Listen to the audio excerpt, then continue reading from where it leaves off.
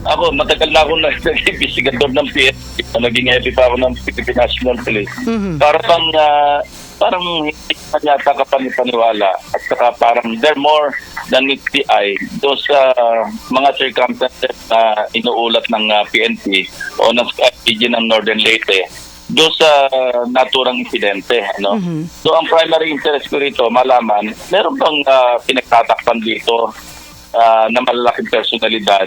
Kaya gusto rin nating malaman, isa ba yun sa mga posibleng motibo sa mga pangyayaring nagkasunod-sunod na ito. Diba may payola sinasabi at may mga lumabas lang ang mga pangalan sa payola. May mga retired na PNP at kung sino-sino pa. Kailangan malaman natin lahat para ma-establish natin, meron ba talagang motibo na isilensyo itong mga tao dahil marami silang nalalaman tungkol sa mga malalaking personalidad na posibleng protector o kaya katulong nila sa pagbebenta ng droga noong araw.